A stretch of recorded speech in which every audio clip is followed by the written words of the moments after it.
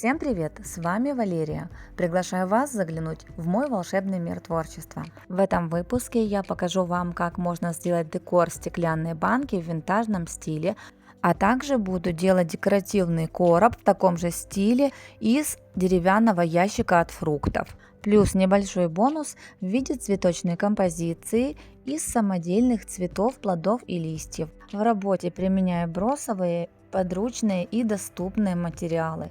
Подробный перечень материалов находится в описании под видео, а также в первом закрепленном комментарии. Желаю всем вам успехов в творчестве!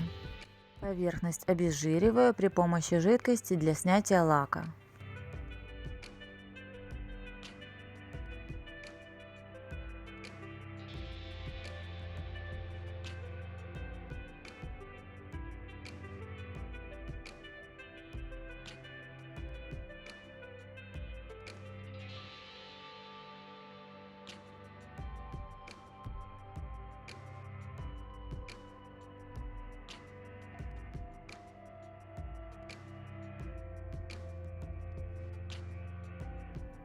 Для приклеивания ткани использую универсальный полимерный клей.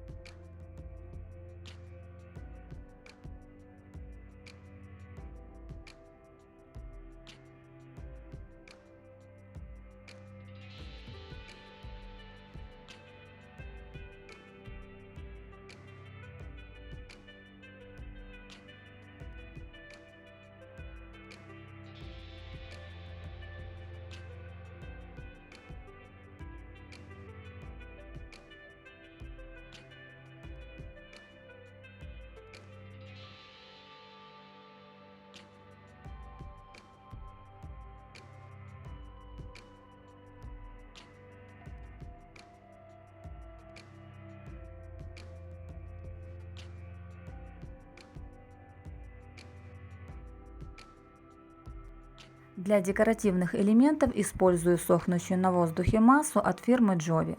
Но это совсем не обязательно, можно применить любую другую массу, сохнущую на воздухе, с которой вы привыкли работать, как покупную, так и самодельную.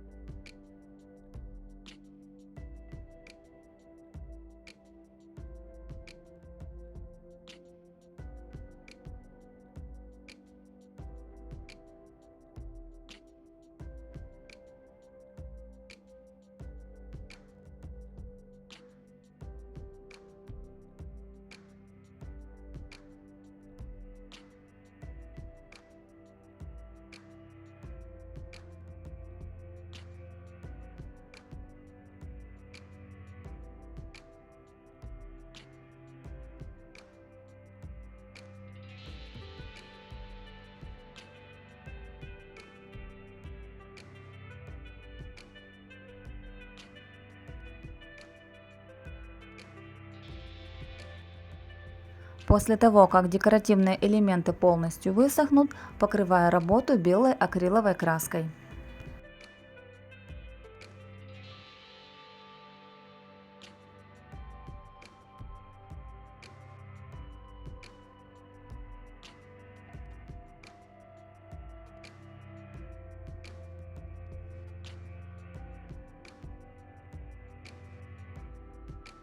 Распечатку с птичкой приклеиваю в окошко на клей ПВА. Ссылку на распечатки вы найдете в описании под видео.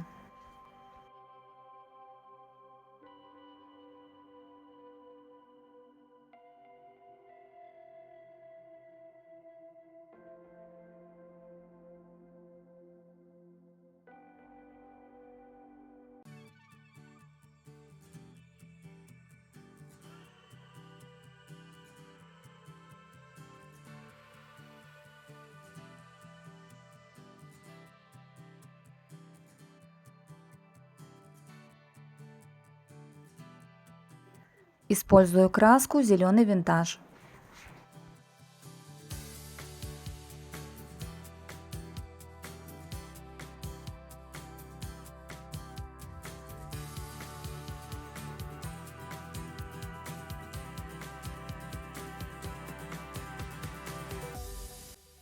Объемные элементы окрашиваю ярко-зеленой акриловой краской.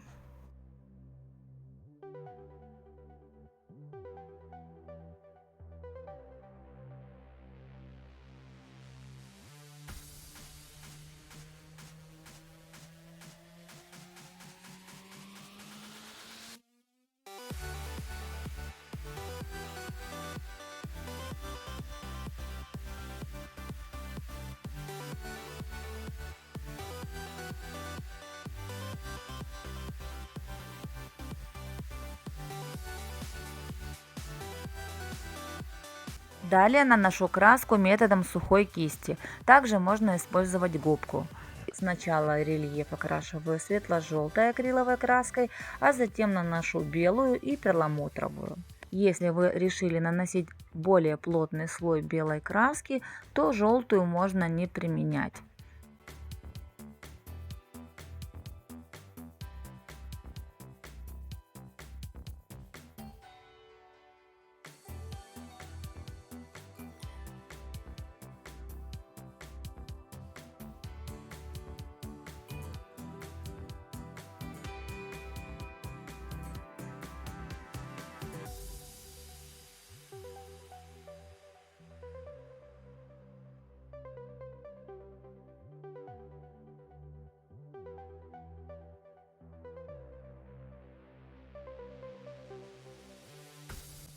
Покрывая работу акриловым лаком, можно нанести несколько слоев с промежуточным высыханием каждого предыдущего слоя.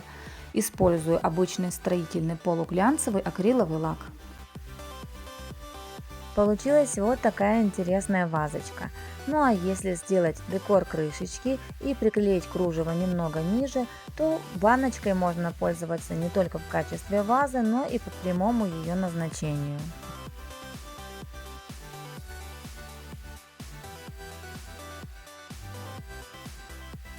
Донышко ящика, который я применяла для работы, сделан из ДВП. Если вы не сможете найти такой ящик, то применяйте плиту ДВП. Изначально я хотела применить планки от ящика, который показала в видео, но потом вспомнила, что у меня есть длинные узкие отрезки ДВП как раз подходящего мне размера, и применила их, чтобы уменьшить объем работы. Но если вы будете использовать планки от подобного ящика, то не забудьте их перед работой зачистить наждачной бумагой.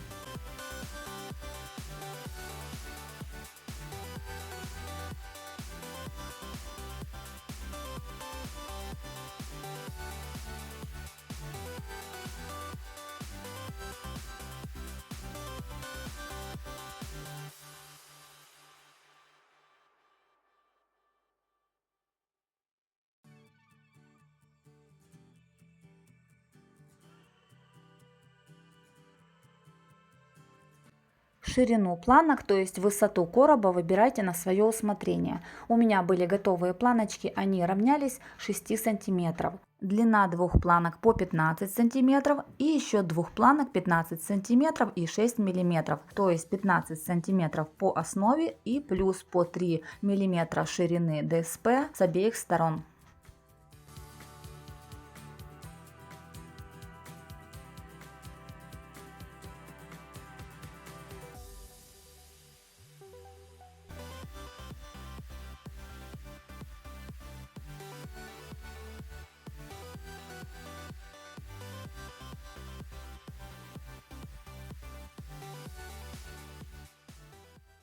Для склеивания деталей использую столярный клей ПВА.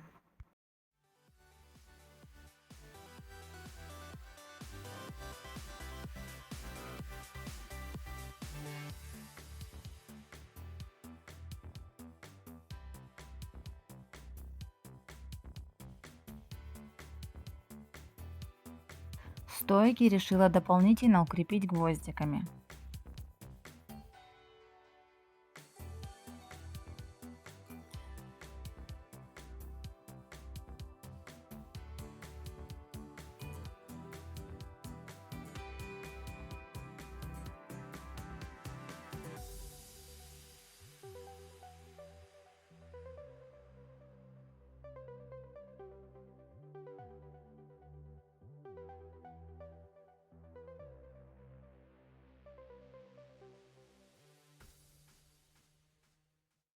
Для трафарета применяю пастообразную акриловую шпатлевку.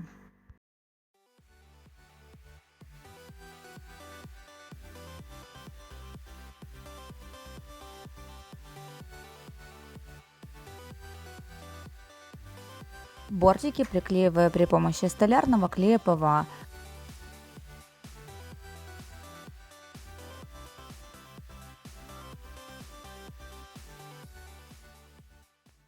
Так как термоклей застывает очень быстро, то использую его как дополнительную небольшую фиксацию.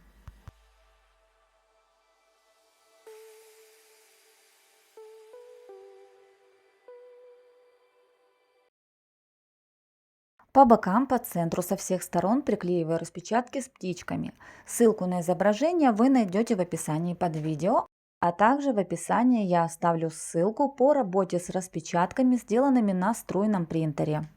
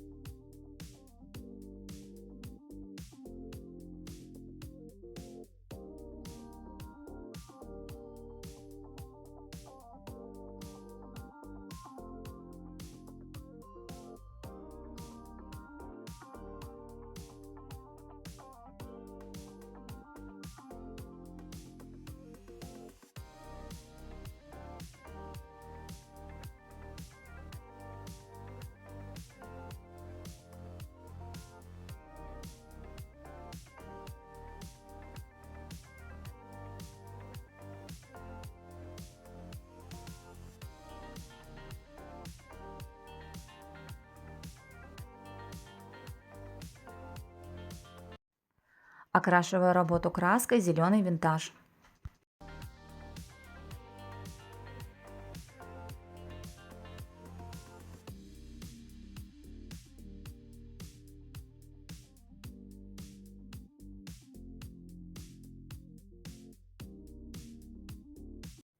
Далее наношу хаотичные пятна желтой и розовой акриловыми красками.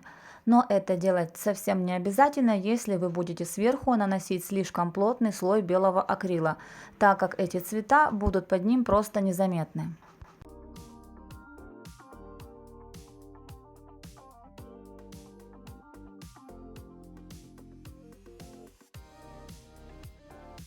При помощи молдов и сохнущей на воздухе массы делаю объемные декоративные элементы. Также узор можно сделать при помощи бумажных жгутиков в технике Paper Art.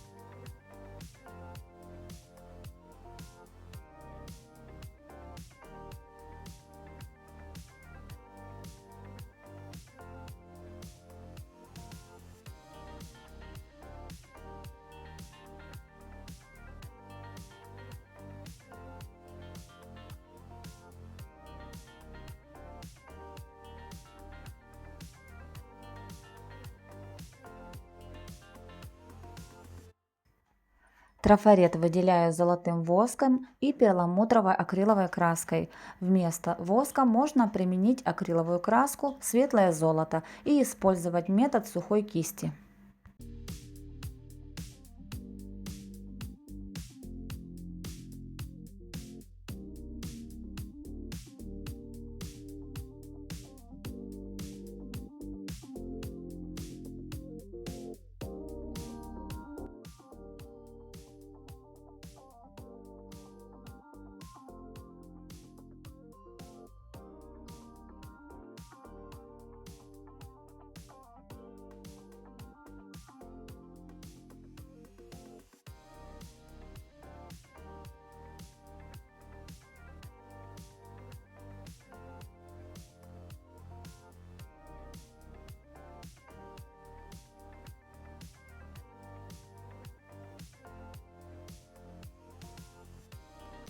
Декоративные элементы окрашиваю зеленой металлизированной краской.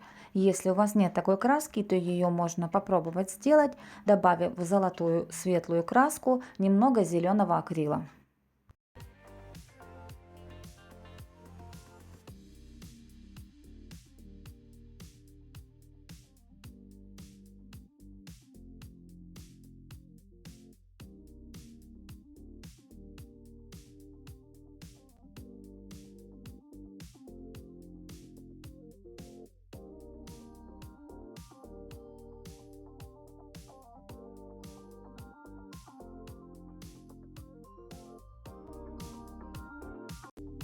Приглушаю яркие цвета основы белой акриловой краской методом сухой кисти.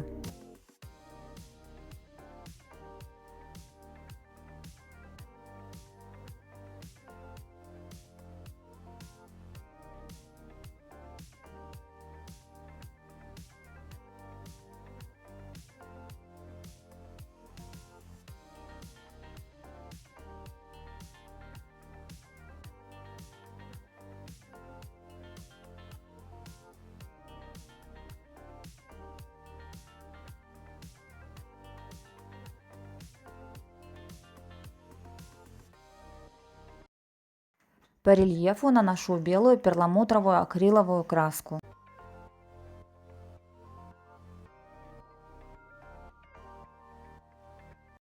Покрываю работу полуглянцевым акриловым лаком.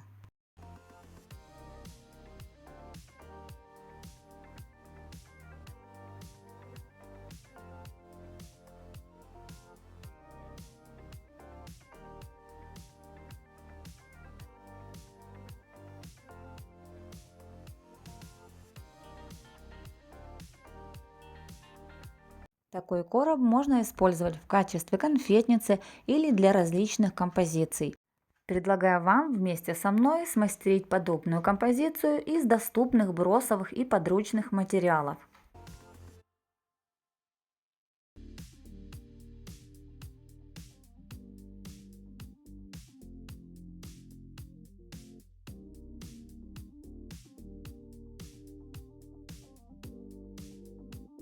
Для имитации плодов артишока бумагу плотно сминаю, придавая ей каплевидную форму.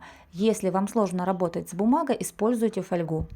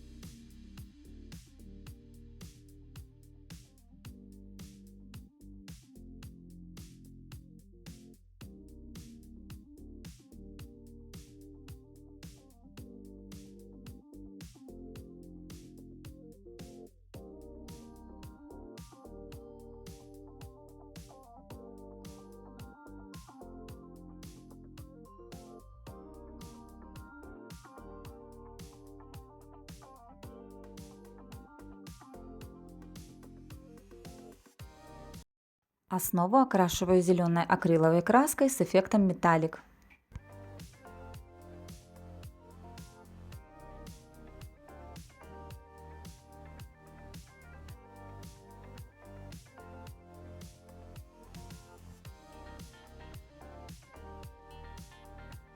После высыхания по краям наношу коричневую акриловую краску.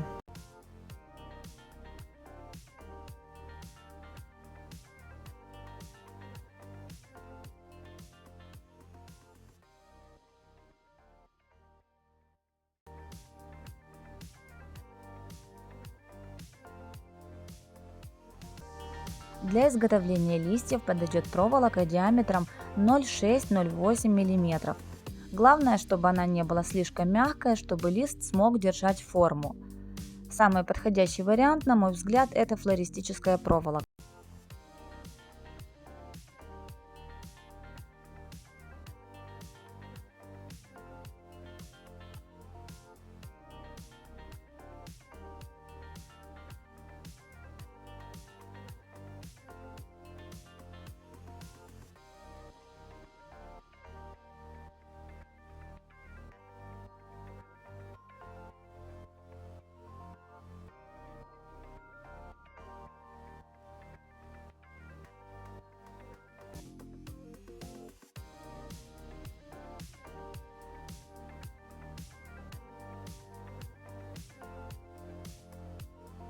Гипюр или кружево можно приклеивать любым подходящим клеем. Я применяла универсальный полимерный клей Титан, а также термопистолет.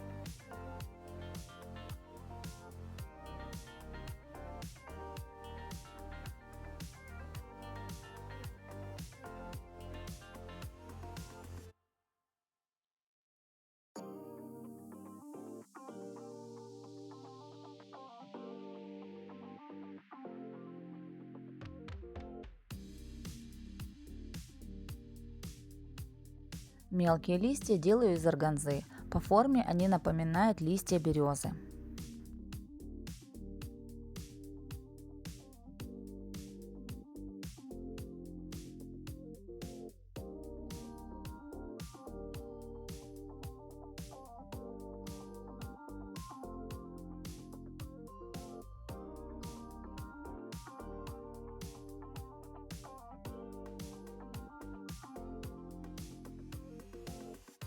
Для листьев подойдет зеленая или черная джинсовая ткань.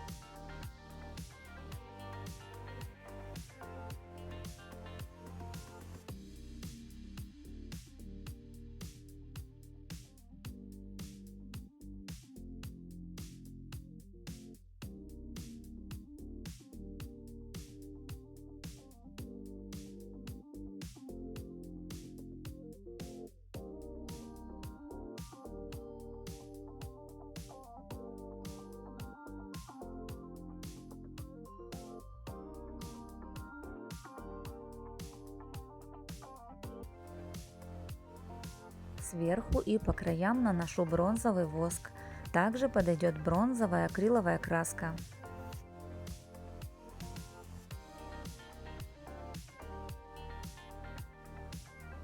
Для изготовления розочек применяю гипюр цвета пыльной розы. В данном случае гипюр применять не обязательно, можно использовать любую другую ткань на ваше усмотрение.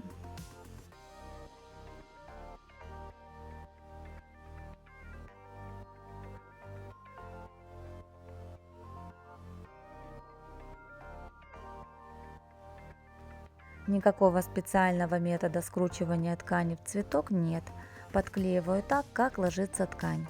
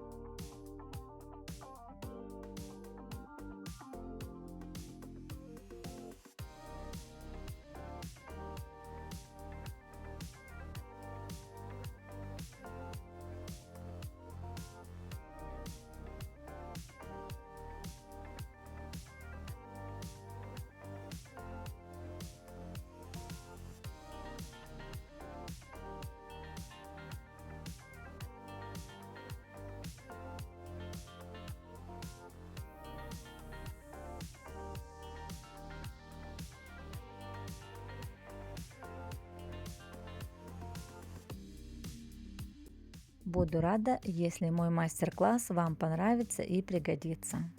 Всем моим подписчикам, как всегда, огромный привет. Спасибо каждому из вас за то, что вы у меня есть. Спасибо за ваши теплые слова, добрые пожелания. Спасибо за то, что пишете о своих достижениях, о своих работах. Я всегда очень радуюсь за вас, что работы получаются и мои мастер-классы приносят вам пользу. Это всегда меня воодушевляет, и мне приходят новые идеи для новых творческих проектов. Гости канала, если вам нравятся мои мастер-классы, подписывайтесь и нажимайте на колокольчик, чтобы всегда первыми получать уведомления о новых видео. Всем моим зрителям желаю благополучия, крепкого здоровья, творческого вдохновения и самое главное, это мирного неба над головой. До новых встреч!